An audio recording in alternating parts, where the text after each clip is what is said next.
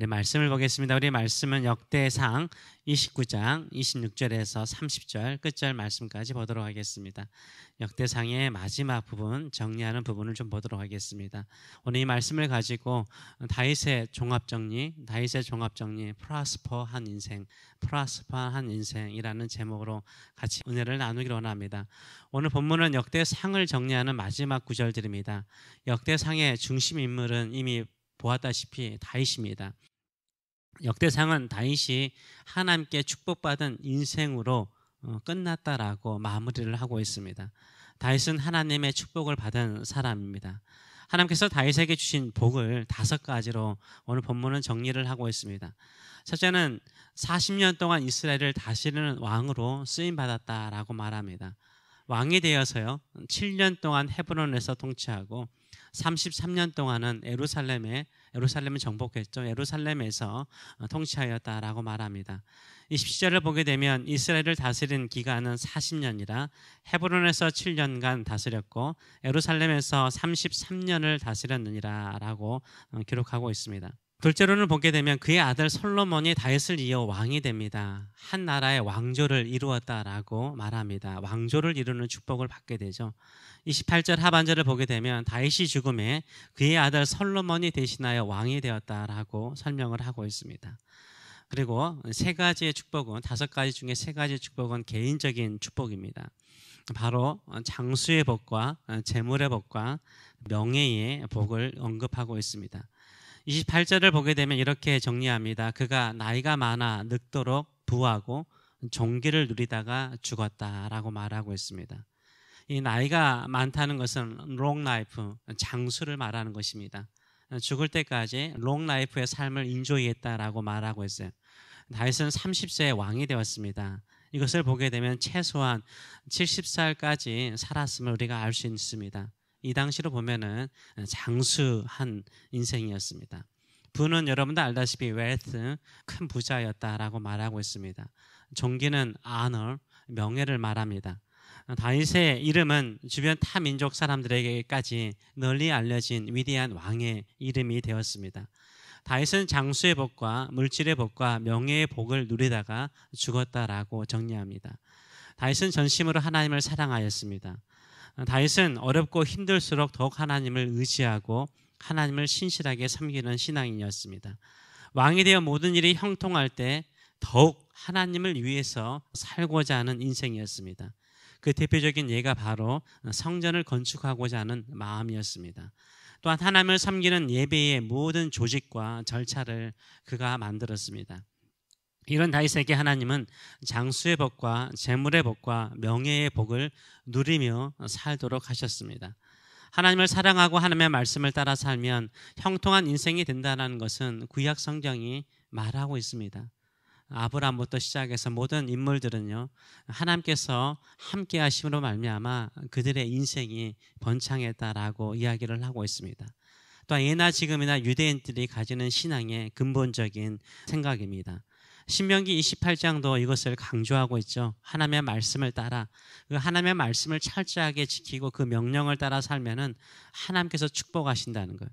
이것은 예나 지금이나 유대인들 또 우리 믿는 성도들에게도 동일한 마음입니다. 특별히 우리 크리스찬들은 천국에 대한 소망이 강하기 때문에 내세의 현세보다 내세에 대한 소망과 상급에 대한 소망을 갖습니다. 유대인들은요 현실적입니다. 그래서 현실적인 신앙관을 가지고 있어요. 하나님을 잘 믿으면 이 현실에서 하나님께서 동일하게 축복하신다라고 생각을 합니다. 우리가 말하는 형통, 이 성공, 이 success, 이들은 이런 의미를 가지고 있는데 주로 성경에서 많이 쓰는 것은 prosper라는 단어를 주로 쓰고 있습니다. 23절에서 솔로몬이 형통하였다. 이 형통하다라는 단어도요. success라는 단어를 쓰지 success라는 단어를 쓰지 않습니다. prosper라는 단어를 씁니다. prosper는 번창하다, 번영하다라는 의미를 가지고 있습니다. 유대인들의 납비 책들을 봐도 이 prosper라는 단어를 주로 씁니다. 성공하다, 형통하다, 복받는다는 말을 그냥 이 prosper라는 단어를 쓰고 있습니다.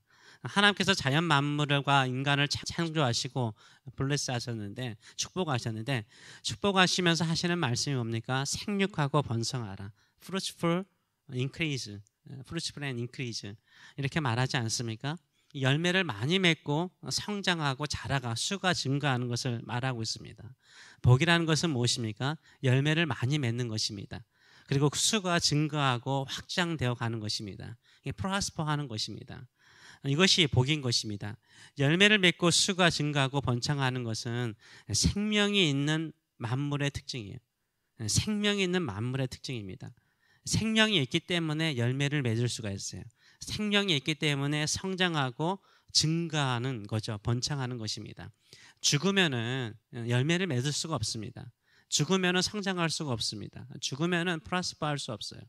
지금 이 봄이라서 푸르른 새잎이 나오고 꽃을 피우고 성장하는 모든 자연의 만물들은요, 살아있기 때문에 꽃을 피우고요, 살아있기 때문에 지금 열매를 맺고 있고요, 지금 살아있기 때문에 가지가 커져가고 있습니다.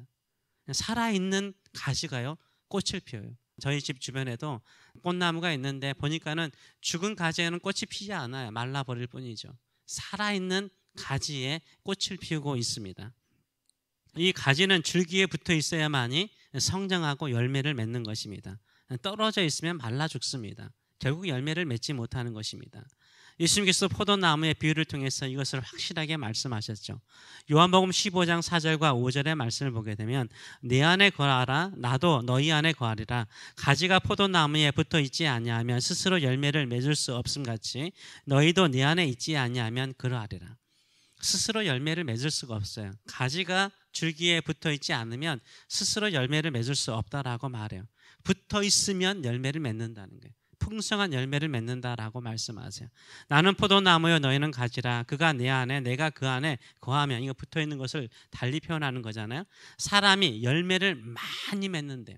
프루츠풀하다는 거예요. 열매를 많이 맺나니 나를 떠나서는 너희가 아무것도 할 수 없다라고 분명하게 말씀하십니다.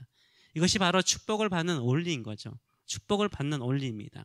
다윗이 하나님께 축복을 받는 그 이유가 무엇입니까? 생명의 근원이시요 축복의 근원이신 하나님께 떨어지지 않고 붙어 있었기 때문인 거예요. 붙어 있었기 때문인 거예요. 그러자 하나님께서 생명의 능력으로 다윗을 축복하신 거예요. 그 하나님의 생명의 능력이 그를 장수하며 평안히 죽게 하였고요, 많은 재물을 얻게 했어요. 다윗의 이름이 널리 알려지는 열매를 맺게 하였습니다. 다윗의 영향력은 커져갔으며 다윗이 하는 일마다 형통하였죠. 프로스퍼하였죠. 우리가 하나님을 믿는다는 의미는 무엇입니까? 하나님께 붙어 있는 거예요. 붙어 있는 것이요. 붙어 있는 것이 믿는 거죠. 하나님과 떨어지는 것은 죽은 거예요. 생명을 잃어버린 것 같습니다.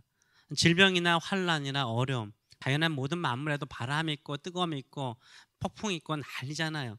우리 인생에도 마찬가지죠. 여러 가지 나쁜 소식이라든가 나쁜 이야기, 또 어려운 일들, 재정적인 어려운 일들, 환란, 질병, 이런 모든 것이 있음에도 불구하고요, 믿는 성도는 뭐죠? 붙어 있는 거예요. 하나님을 붙잡고 의지하는, 그게 바로 뭐예요? 믿음이라고 말하고 있어요. 이런 믿음으로 사는 자에게 하나님은요, 붙어 있는 자에게는요, 하나님의 생명의 능력을 공급해 주세요. 하나님의 축복의 능력을 공급해 주세요. 그래서 보호하시고 축복하신다라고 말하고 있습니다. 예수님께서는 하나님 안에, 예수님 안에 거하는 것이 그 복이 무엇인가?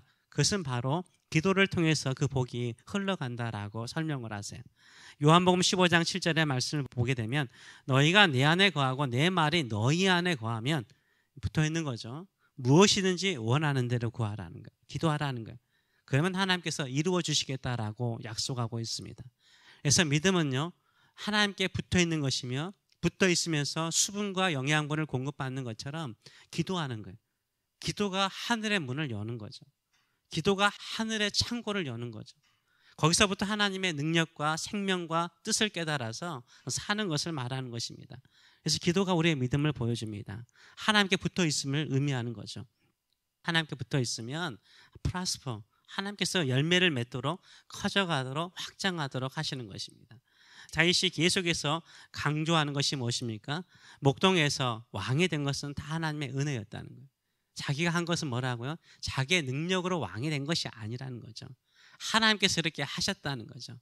자신이 한 것은 뭡니까? 하나님께 붙어 있는 것뿐이죠. 하나님을 사랑하고 하나님을 의지하고 하나님을 찬송하고 하나님께 기도하고 하나님을 붙잡았더니 하나님께서 그렇게 하셨다는 거예요. 그게 바로 다윗이 받은 복이라는 것을 우리가 알 수 있는 것입니다. 그러게 우리 인생 가운데 힘들고 어렵거나 또 환난 중에 있더라도 믿음으로 사시는 저와 여러분 되시길 축원합니다. 그 믿음은 하나님께 붙어 있는 것입니다. 생명의 근원이시여 축복의 근원이신 하나님께 붙어 있을 때 그 생명의 능력으로 말미암아 프루츠풀한 인생, 인크리지하는 인생, 프라스퍼한 인생이 되는 줄 믿습니다. 이 믿음을 가지고 살아가시는 저와 여러분 되시길 축원합니다. 기도하겠습니다. 살아계신 하나님 아버지 은혜를 감사드립니다. 항상 우리는 우리 스스로 잘 되려고 합니다. 우리의 힘으로, 우리의 능력으로 잘 되려고 합니다. 그러나 다 한계가 있습니다. 우리의 몸은 늙어가고 우리의 지식은 짧아져 가고 우리는 더 우둔해져 가고 이럴수록 하나님께 붙어있는 자 되길 원합니다. 주님 안에 거하는 자 되길 원합니다.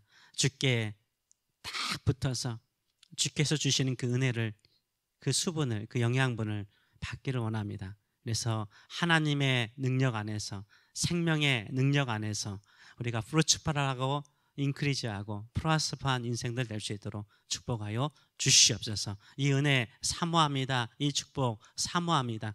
그래서 한평생 주님 붙잡고 의지하며 주께 붙어있는 저희들의 삶들 될 수 있도록 축복하여 주시옵소서. 감사드리며 예수님의 이름으로 기도하옵나이다. 아멘.